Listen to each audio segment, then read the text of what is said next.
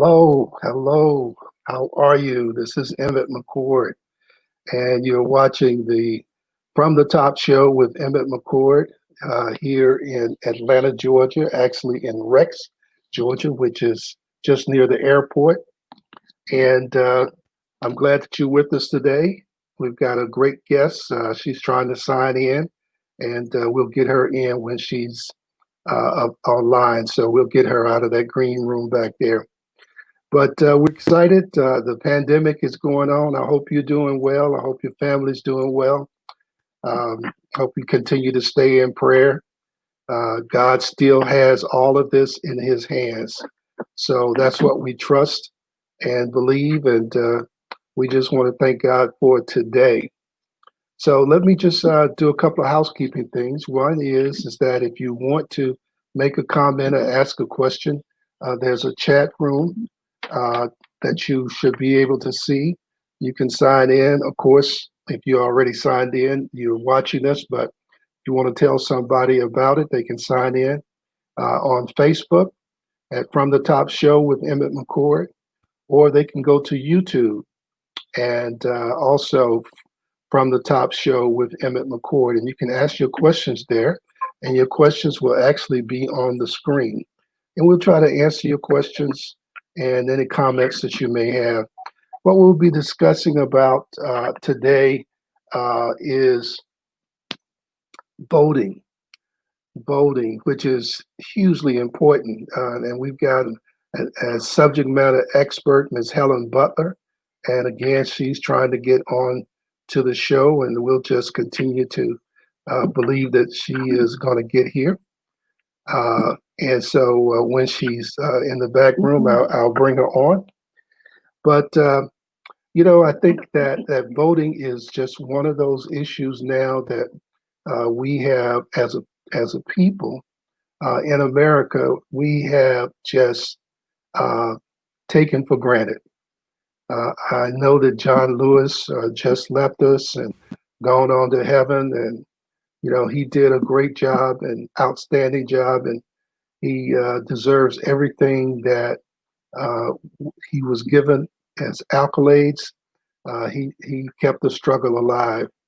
When Martin Luther King died, many of us wondered where the leadership was going to come from, because it seemed that everybody in the civil rights movement was kind of doing their own thing. And now that I look back on it, I think that that was a period of time when we were wondering where the leadership was going to come from, and thinking that we were somewhat lost as a people because we didn't have any leaders. I think now, as I look back, that I was wrong about that. The leaders that we have, like John Lewis and Dr. Joseph Lowry and C.T. Vivian and all the other leaders, Hosea Williams, and all the leaders that I'm not mentioning across this country, known and unknown by the public. They were preparing themselves, readjusting themselves after Martin Luther King was assassinated.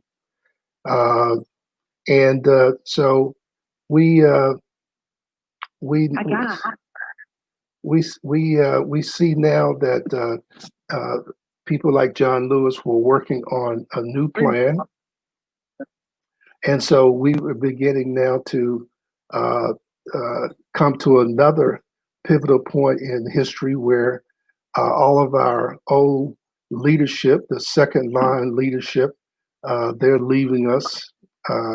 They've gotten old, and now it's the new leadership that's coming up with the new social media, social movement, Black Lives Matter. So that that that includes the millennials. That includes the young people who are coming up behind them. That includes many of the uh, uh, celebrities, basketball and football, baseball players. And so, McDonald's here or something like that, where we know they've got something there. And so, what we're finding is that um, people are getting involved now who did not Yeah. were not involved before. And so I think that what we're going to see now, this Black Lives Matters movement, is a new resurgence. Matter of fact, that movement is powerful, is going forward, is being supported by those that have money in this country, and that's never happened before. That's a phenomena. And when I say it's never happened before, it's always movement has always been supported by those who had financial blessings, but not at this level where everybody has more knowledge about it because of technology. It happened, I'm sure, behind the scene, and nobody really knew, but those who were involved. But with this new technology environment that we're in now, uh, it's become more of an opportunity, giving us more of an opportunity to see who's involved and what they're doing and how they're doing it. That's one of the reasons From the Top show, which was a God-given project from the Lord to me. If you see my picture over there, I'm on the top of Stone Mountain and I'm pointing straight up to remind you and me that this is a God vision. And this whole show is about empowering those listeners and those people who are listening all over the world and encouraging them through the word that we're giving today. And so as so let's see, I have Miss Butler on the line here. Let's see if I can get an update. While we're doing that, I'm going to go ahead and put something on. We're going to take a commercial break and see if we can make this happen.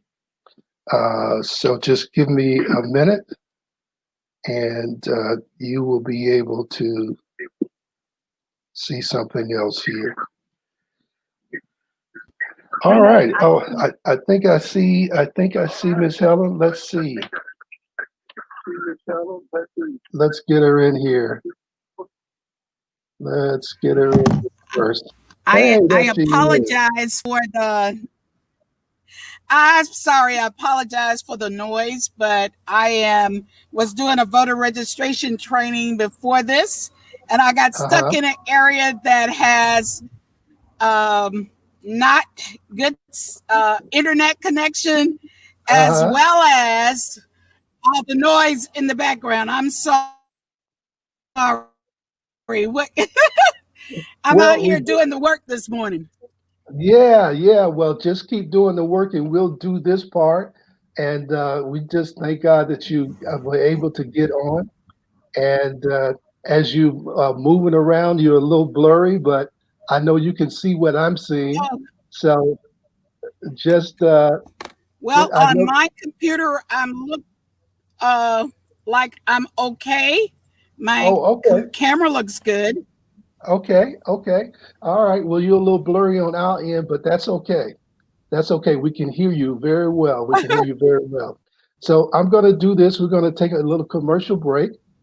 Just give me a second here, and we're going to share that screen and see what we've got here. Okay.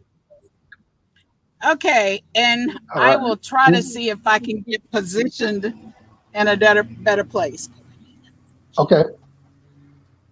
All right. I'm going to try to get better positioned. Okay, then. Here we go.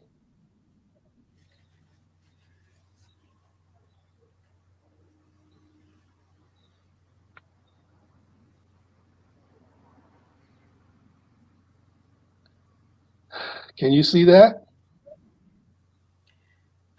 It's still buffering. Trying to buffer, yeah. Okay. All righty. Well, we're just having some technical problems here. Let's see. I think it's up. Okay, I see the vote. Yes. All righty. We'll let this video run for a little while. Okay. Voting by mail is safe Secretary of State sent absentee ballot applications to all active registered voters in the state. Simply fill this out and return it via mail, in person, or by email. In person. Didn't get your request form? No problem. Simply navigate to www.sos.ga.gov. Fill out the required information and click to request a ballot in the bottom left. Once you have your request, simply fill out the required information and return your ballot. You can use email, mail, or drop the request off in person at your local Board of Elections office using their non-contact drop-off. You can find information on where to send it for your county on the MVP page. Requests for a ballot are due by June 15th, but we encourage you to send your request no later than June 1st to ensure you have time to receive your ballot. Counties are processing requests at different rates, but should accept and process your return within 3 days. So some of this information is dated, but I wanted to, can you hear me okay? I can hear you, yes. Okay, very good. I can hear you. Okay, very good. Yes. I wanted to play that video that's right off of your People's Agenda website, and it's a great video, and it's really, even though it's dated with a June date, it gives our viewers an understanding that the voting is a process and we've got to get involved. And that's what we're going to be discussing today. I'm just excited about you being here and having an opportunity to talk with you.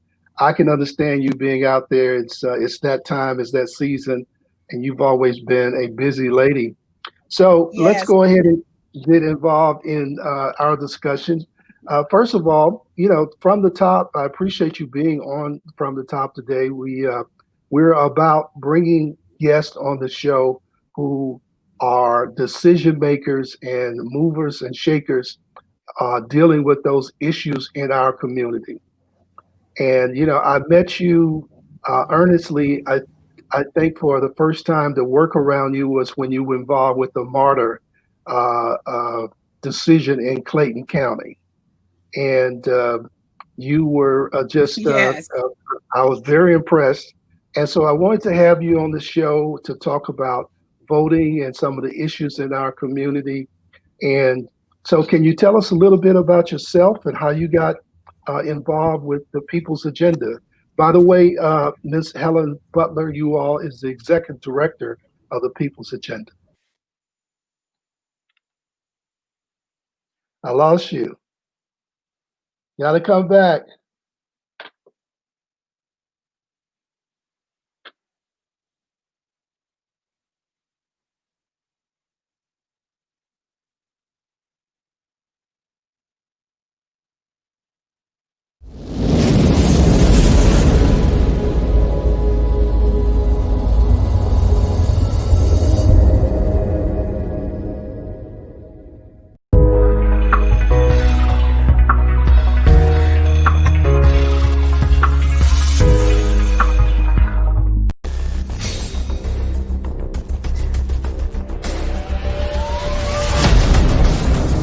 Emmett.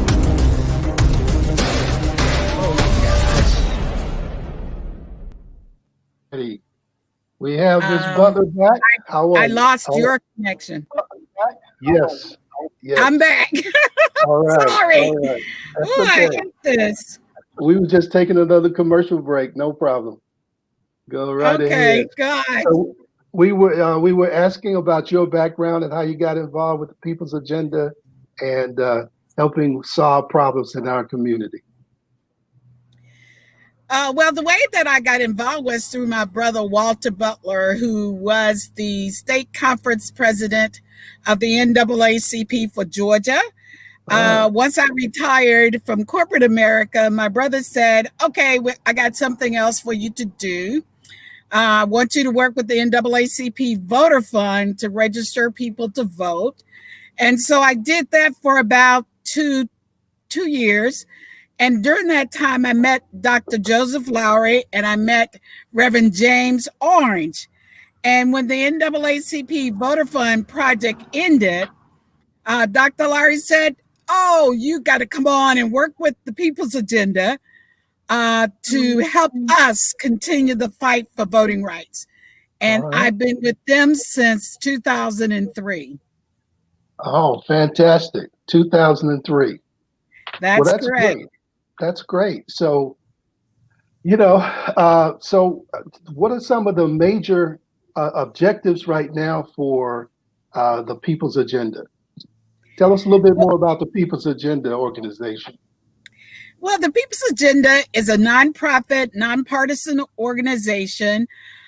We are made up of representatives from the civil rights, human rights, environmental, peace, justice, labor, elected officials, women, youth, and just citizens that want to improve the quality of governance in Japan. And so we do a lot of that through our civic engagement work. That's registering people to vote, educating them about what and who to vote for, as well as mobilizing them to get them to go vote, and of course, holding our elected officials accountable. So that's what the People's Agenda does. And we advocate for certain issues like education, the environment, criminal justice reform, and economic empowerment for Black communities. Oh, fantastic. One of the things that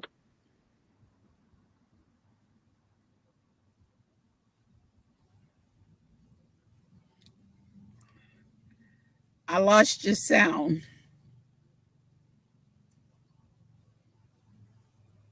When you switched over, I lost your sound.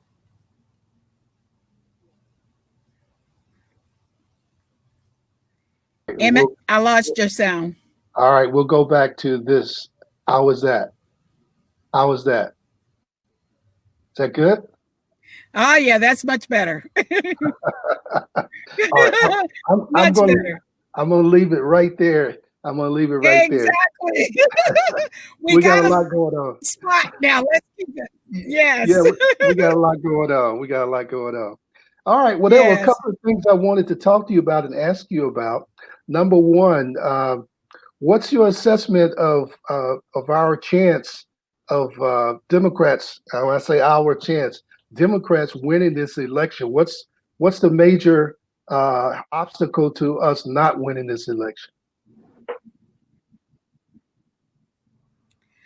I'm not partisan. As the People's Agenda, we are nonpartisan, so we don't support political parties or candidates. But what I can say is that if people show up, they can make a difference. If you look at what happened in the June primary, the large number of turnout, people standing in line, regardless of how long it took them to vote, it shows that we've had the largest turnout in a Democratic primary race than ever in the state of Georgia, and that's just facts. Wow. So if people want to make a difference, all you got to do is show up and vote. Wow. In the history of Georgia, that was the largest turnout. Wow.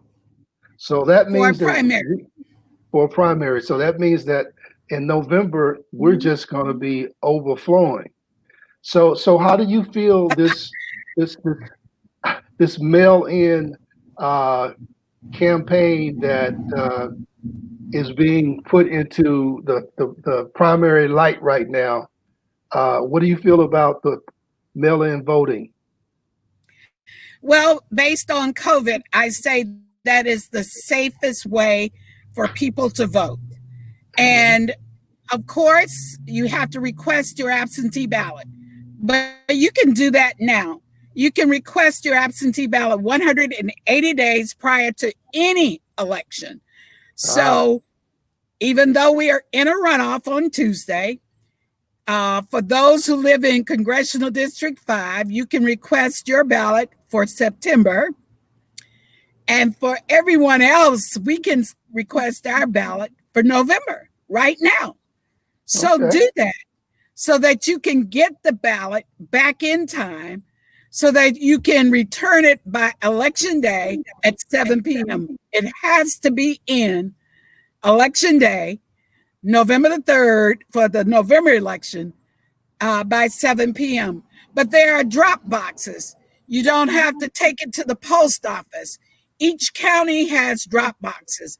Fulton has about 15, and they're adding additional ones. DeKalb has drop boxes. Cobb has drop boxes. All the counties should have a drop box for people to drop their ballots off so that they don't have to stand in line, so that they don't have to worry about COVID. That's safe for our election people as well as for the voters. But if you don't want to do that, you can still vote early. We have 21 days of early voting, so people can begin voting early. So that's what we want people to do. Do it early. Don't wait till election day. Make sure you cast your ballot early. That's great. That's great information, and I hope that the listeners are taking heart and taking heed to that. There's no excuse for you not voting, and your vote counts, especially every voting opportunity is precious. So correct. Can't say just this one, because every generation depends on participation of adults to make sure that the next generation is going to be okay. And that leads me into asking you a question about, because you've been around when the civil rights movement, you mentioned Dr. Lowry, and you mentioned Reverend Green Orange. I said Green, Reverend Orange.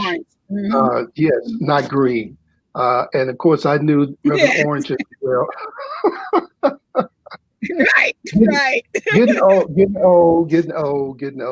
Hey, I know we're up there. We're going to pass the baton, but okay. We're going to do like Dr. Lowry and John Lewis and C.T. Vivian. We're going to be there to the end. be there to the end. Doing what we can do. That's right. That's right. That's and right. Of course, Jose Williams as well. Yes. All of the soldiers from the past. I was just telling the audience that I remember when Martin Luther King died, was assassinated in Memphis. It seemed that there was a void of community Black leadership in our community. Do you remember that? Yes, I do. But what we found is that other people stepped up. I mean, other people like Dr. Lowry took over SCLC. And in fact, he was the longest serving president that they had. He was their president for 25 years, longer than Dr. King even. Right. So as I thought about that, and as I was sharing, I thought that there was a lack of leadership when Dr. King was assassinated. And I was sad because I didn't understand and couldn't see where the leadership was going to come from. Nobody was stepping up for a minute. But what I realize now, looking back, is that our leaders like John Lewis and Dr. Lowry and Andy Young and C.T. Vivian, all of those people were readjusting and had different strategies, and they developed their strategies. And there was a season when they came back, but now we have the Black Lives Movement, and so that's the millennials and those behind them, and we have more. It seems more celebrities and people with money and influence, especially white people. Not that it didn't happen before, but it seems because of technology, we have more information now. It is another season. And what do you think about that? Where do you think things are going now? I am really excited about the young people because it tells me that the next generation is woke. As my thing here, my shirt says, stay woke, vote. Stay woke. So they are woke. They are woke. And they are showing that they have the leadership that they have the tenacity, that they are not going to be deterred, and that they will stand for what's right. And that gives me so much hope that the Yeah. young people are taking this step forward. Yeah, absolutely. I agree with that 100%. 100%. I have some questions here, because our millennials, that's like this, Black Lives Matter, they're not playing. They're going into the Mhm. details. That's Uh, right. there are still some demonstrating going on. There's still some uh, social disorder going on around the country, Hmm. even though it may not be shown on CNN. It's happening, and there's strategy with the basketball players, the NBA. Hmm. Everybody has a strategy now, and they're Awesome. putting their money Right. where their mouth is, and that's good. But I wanted to talk to you about some of the issues when we talk about uh, Black Lives Matter and moving forward with the strategy. I kind of looked at a couple of things. One was criminal justice. Hmm. Where do you think we need to go with criminal justice now that we're gaining some momentum? Well, for me, criminal justice, we do need the reform. We need to have accountability of the police. We need people to understand that our lives matter, and we're not going to stand by and let you just take it for no reason whatsoever. That's why it's connected to criminal justice. Yeah. Look at what we have on the ballot: judges. We have on the ballot district attorneys. We have sheriffs on the ballot. All of those impact the criminal justice system. And when we have our local elections, the mayor actually gets to select the police chief. So it matters that voting, it's all connected. And to get those reforms, we've got to have young people running for office. We got to have young people who become police chiefs. We got to have young people who become Supreme Court justices, Superior Court justices. We've got to have them become DAs. We Hmm. need them to really be in the pipeline. And it starts with voting because they determine who's going to make the decision, who makes the laws. We need people running for office to Uh, be a state legislator, not just the congressional or people for the vice president, but we need people in the cabinets of these elected officials. We need mhm. people running the election operation to make sure it's open. So, young people, you have the opportunity to change that you want by being engaged in all levels, no matter what it is.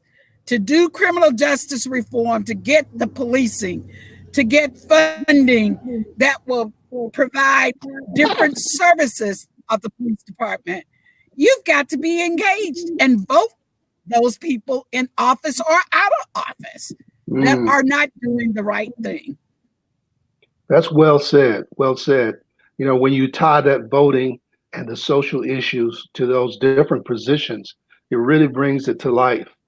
Correct. And a lot of people don't look at it that way. They're just so focused on the presidential race. But as you said, every level of government or society is affected by who's in office, and we have to do our part. You're Correct. absolutely right about that. Well, I looked at something very interesting too. What about the minimum wage? Are you all looking at that as an issue that needs to be addressed? Guess what? Minimum I'm wage. sorry, I didn't. Of Minimum course, wage. minimum wage needs to be addressed. Minimum wage definitely needs to be addressed. We have the most poverty areas. We're in poverty more so than anyone else. If Hmm. we ever want to get out of poverty, if you look at COVID, it has brought that to light, right? Right. From every aspect of COVID, from wages I get paid to my healthcare services that I get paid, it's all dependent on your economic power. So a minimum wage is critical for living standards, just living standards. And the minimum wage of $7.25 an hour, you can't buy an apartment with that. No. You can barely feed yourself with Right. that. So minimum wage has to be at least $15 an hour. But who's going to change that? It's got to be Congress and your president that will make that $15 an hour minimum wage change in the law. So to get that done, that means you got to vote, right? That's right. That's right. VOTE. Simple. Absolutely. But Vote. what we found is that they'll print money when they need to. Exactly. And so there's no excuse for the minimum wage continuing to be at $7. $15 is really not going to make a big difference in anybody's life except for those who are making $7 an hour or less. So that definitely needs to be changed. Definitely. Right. What about reparations? Go ahead, Helen. Go ahead. What were you I was going to talk about unemployment as well. When you hear people talking about $600, well, $15 an hour times 40 hours is $600. Right. Right. But we're complaining that people are getting $600 as unemployment benefits. Well, they need that to just get by. Yeah. So it's critical. Your labor commissioner that's holding up your unemployment benefits is a person that you vote in office. So we need to understand the connectivity. In terms of reparations, we have built this country. They have used our labor without paying for that labor. So why shouldn't we get reparations? How that looks, I mean, there are different avenues to that. But yes, we should get reparations because we built this country. I certainly agree. Because there's a difference in the parity is not only present, but it started off being a non-parity. I mean, we like you said built this country, and other people benefited from our labor. And so now we need to get paid for the labor. And it's just as simple as that. If you put in the work, you should get paid. And so that's the American way. So what's the problem? Pay us. We're due. And if you don't pay us, we need to take you to court. And get paid. Exactly. That's what I mean. Everything else is based on, if you do the work, you get paid. So we did the work. It's not about us being slaves. Yeah, we were slaves, but we did the work. So now we need to get paid. Yeah, we were slaves, but we did the work. 40 acres and a mule, right? I didn't get my 40 acres and a mule. Well, that used to be a value. I 40 acres in my mule. They can keep that 40. They can keep that mule. I'll take the 40 acres. or either go ahead and sell it. I'll take the cash. I'll work with it. I could do that as well. But I'm saying, we were entitled to get that, but of course they did the laws to get around that. That's from us, our ancestors being able to get their 40 acres and a mule. That's right. So why not pay now? Well, again, it goes back to voting. We need to get the right people in office who is sensitive to this and make it happen.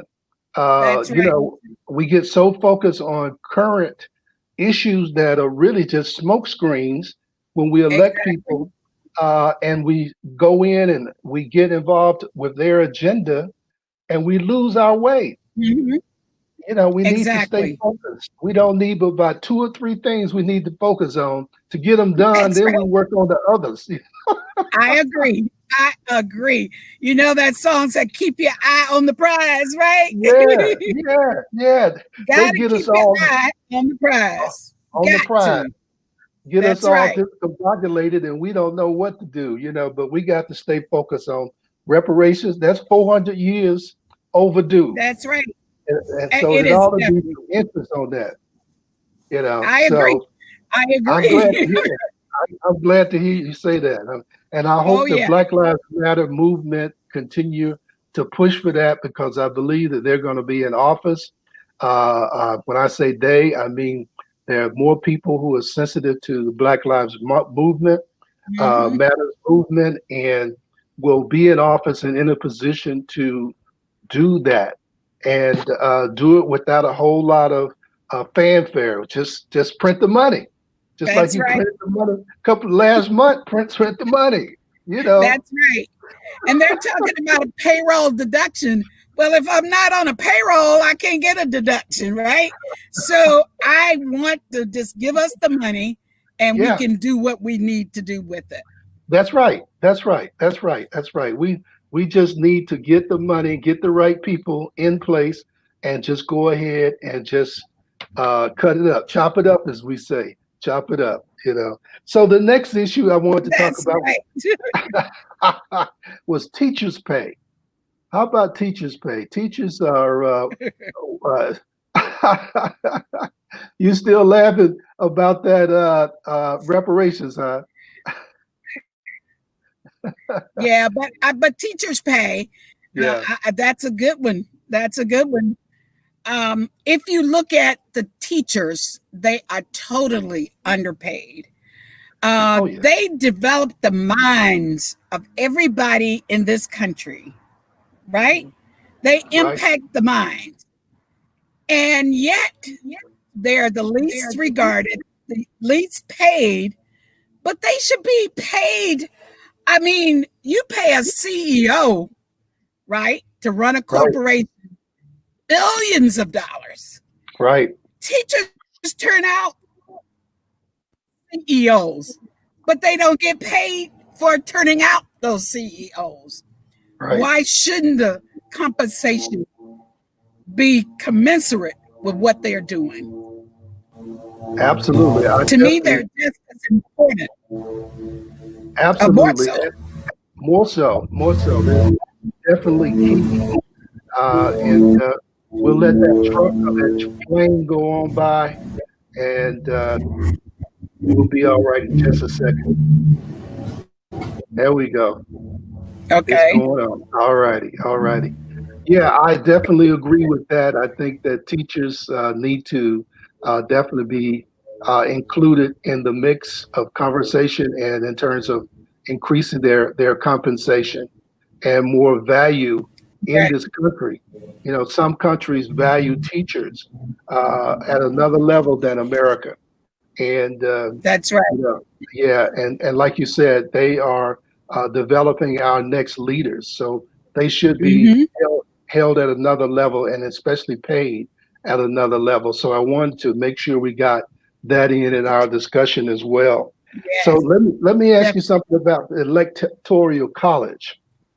Now, many people don't know about the electoral college because, you know, unfortunately, in our community, we have been uh, sucked in believing that we don't need to learn anything. We just need to just be consumers, and just get wrapped up in our own little world. But our world is affected by what's going on outside of our community. So it's imperative that we have some influence outside of our community to be able to control our community. So, I think the electoral college is a concept that people need to understand is can trump the, if you will, the Hmm. the popular vote, and That's correct. it's happened before, and so that's something that needs to be changed in this country. How do you feel about that? I agree with you. The electoral colleges uh, does not reflect the will of the voters. It's supposed to, but it weighs some states more heavy than other states. And so therefore we need to make sure that the popular vote is what elects the people. The majority of the people in the United States should be able to select or elect the person that they want to represent them. Right. Not this electoral college that is a portion based on other information other than the popular vote. And it's supposed to go that way, but it doesn't always go that way. Right. So we need to make sure the popular vote is the mechanism. That should be one of the eyes on the prize that needs to be changed. Absolutely. Number one thing in terms of voting needs to be changed. Yes, because it affects that electoral college needs to be changed. Right. It affects the end result. We can get all the people out there to vote in November, for an example, and we just, the vote is lopsided. But you got 470 electoral college committee members that can change that. That's not representative of this country. And so there's something wrong with that. There's something wrong with that. And that's why we need to change it. That's one of the first things we need to have on our radar. Right. So far we got the electoral college. We've got reparations for sure. And these are things that we forget about once the election is done. We don't even think about this. Reparations. We don't think about electoral college after the election. That's that's gone. That's mine out of sight.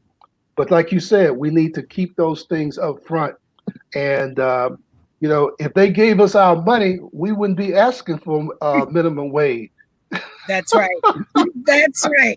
Well, the last thing that Dr. King was working on before he was assassinated was the Poor People's Campaign. And he saw that we got the political power over here, but we didn't get the economic power over here. Yeah. So we got to bring that back to really sustain us as a race. Right. And I am concerned about the Black race because I belong to the Black race. That's right. And so we've got to really look at the economic, not only the civil rights, but the silver rights. Right. Absolutely. Right? Absolutely. That dollar right. The economical rights. We've got to look at that. Yeah. That was the last thing he did in Memphis. Well, with those sanitation workers. With the sanitation workers trying to get them. That's right. But here's the point. So we have to realize that when you start messing with the money, that's when folks get upset. They don't mind you walking in the street and picketing and marching. They figured out how to work with that. But when you start messing with the money, that's when they start putting a bullet in your head. And right. Exactly. Yeah. So we've got to understand that we are still subject to some bullets. So I think we got some radical Black Lives Matter people out there that understand that, and they're ready for that. They're not like our generation where we thought that what was that?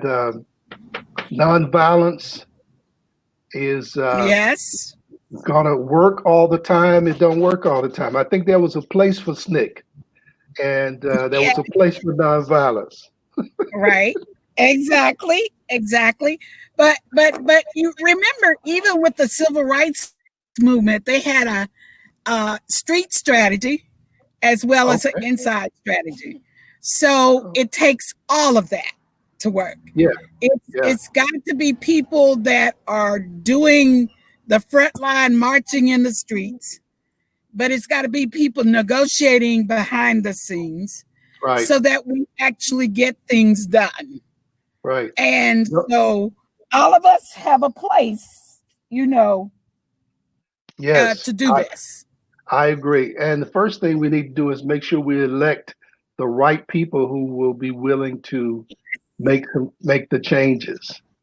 You know, uh, Yes. so so let me ask you about the rights of the farmers.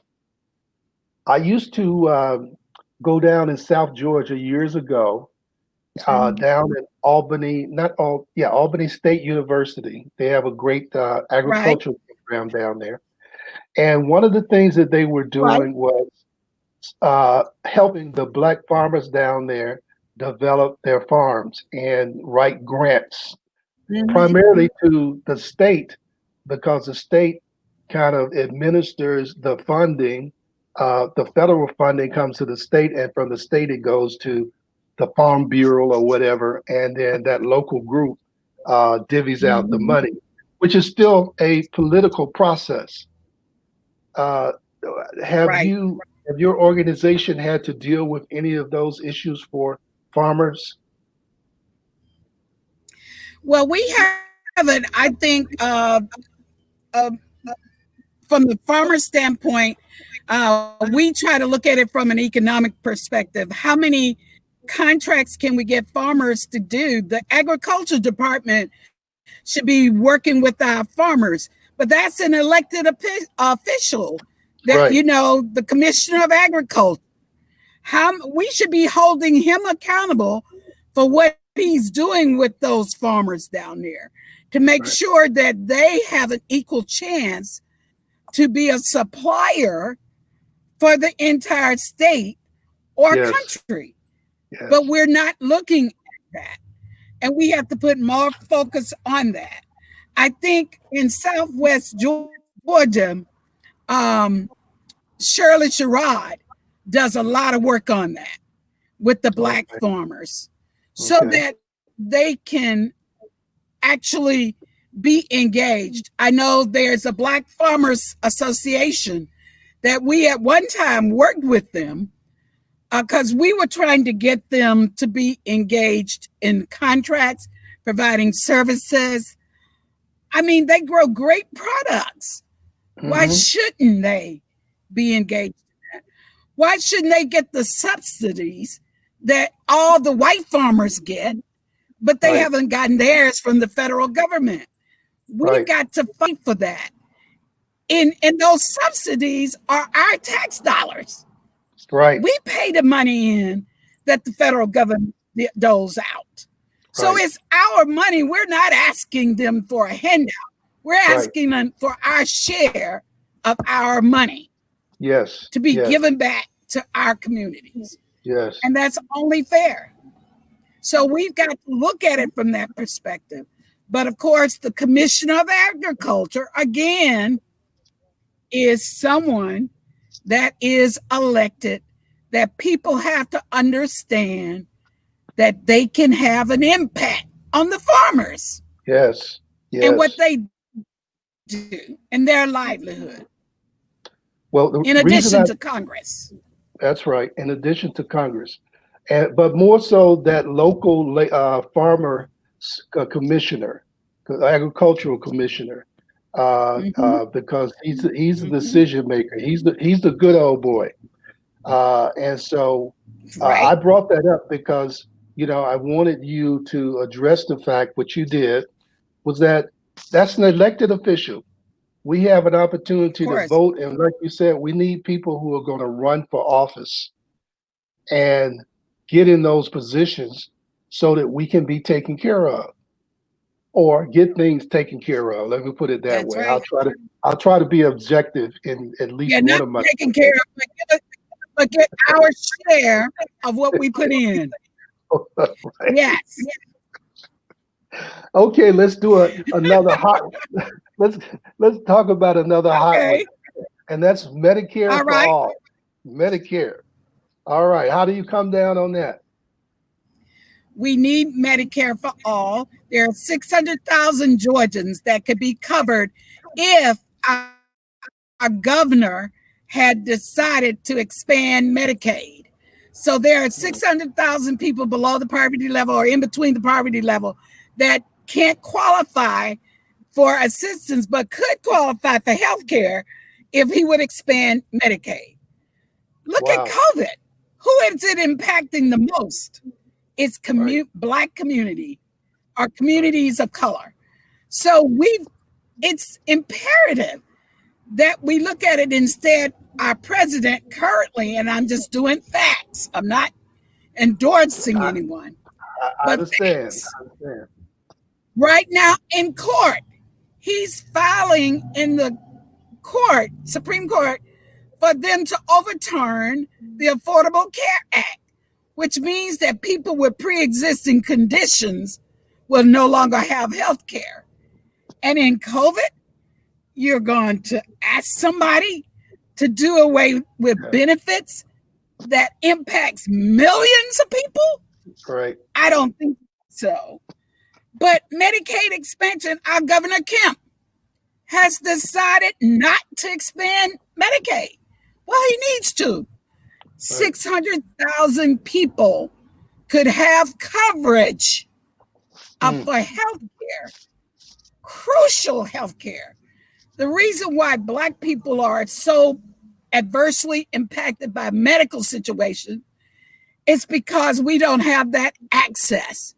We don't have the top wage jobs. We don't have the health care coverage.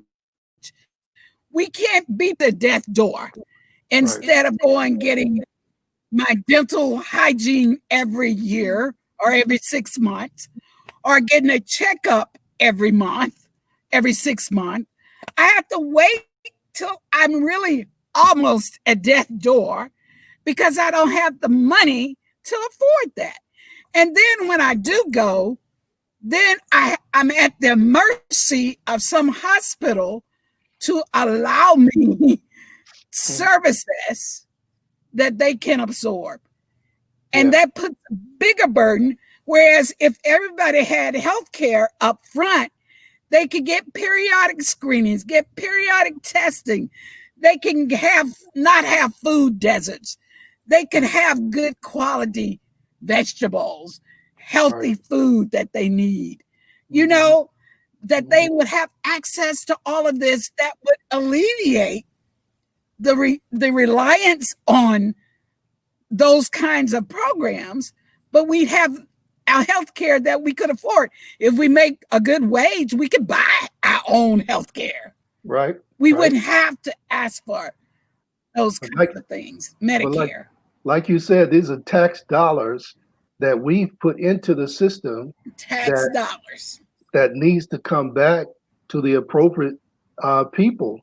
And it's a governor's decision. So we need to elect the right person to be governor.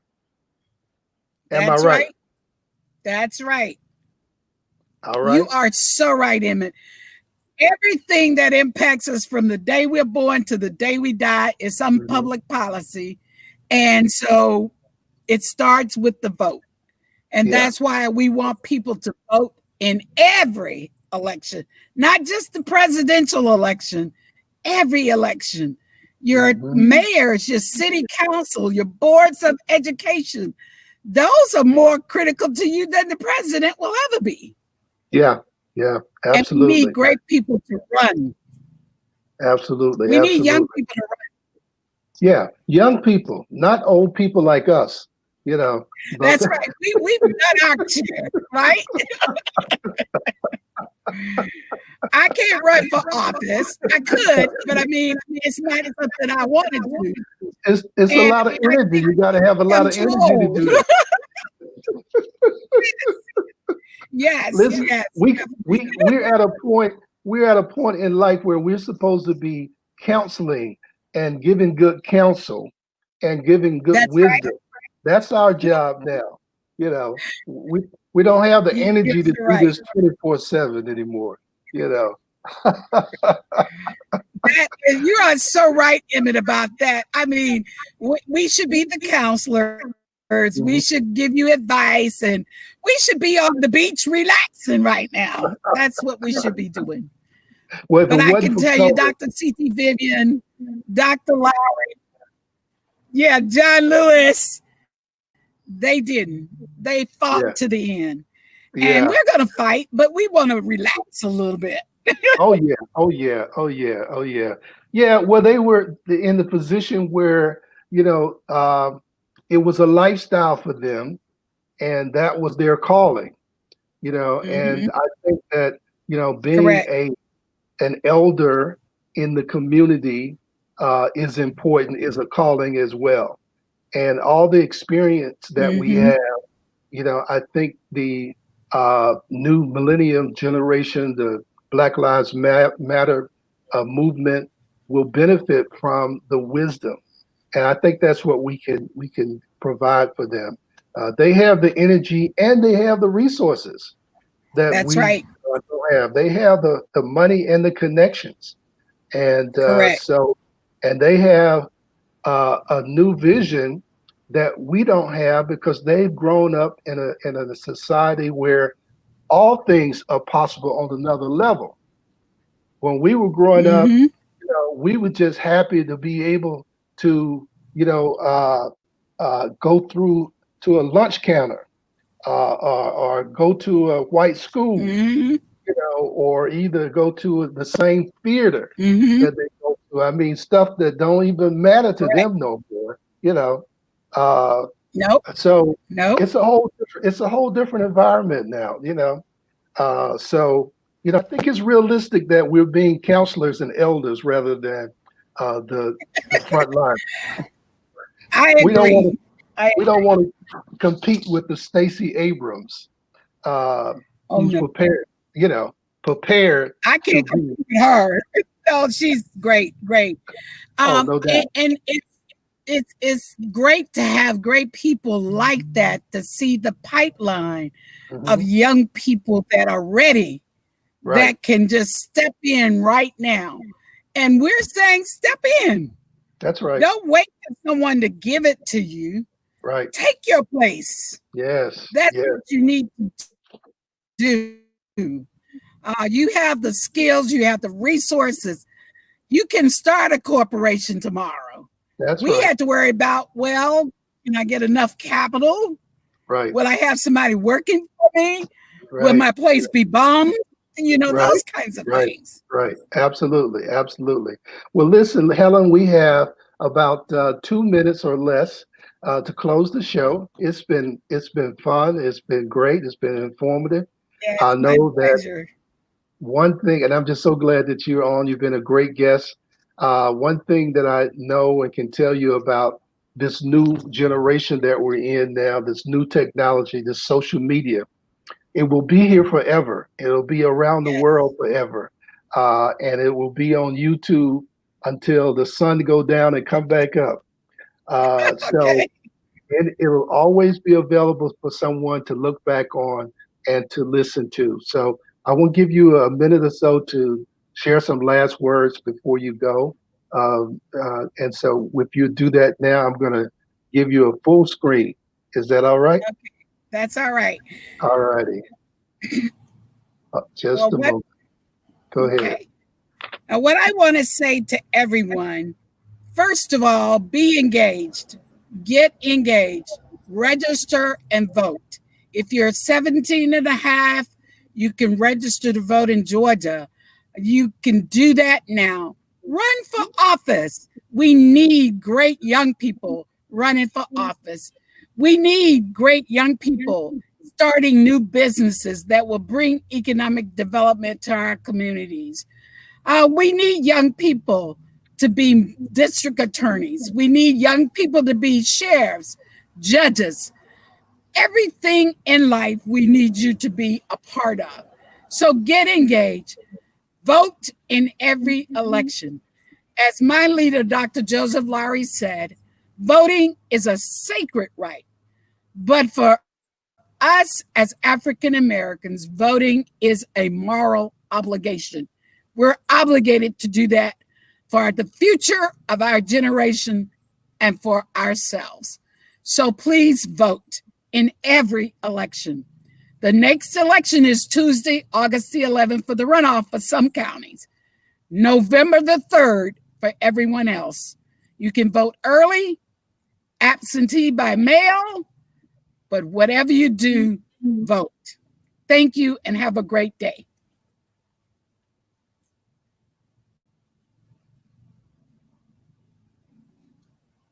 All right. Well, listen, you've been listening to Ms. Helen Butler, the Executive Director of the People's Agenda Coalition, and she's out there doing work today. You see her hat on, and she's got a T-shirt that says, "What does it say, Ms. Helen?" Yes, T-shirt says "Stay woke, vote." Stay woke.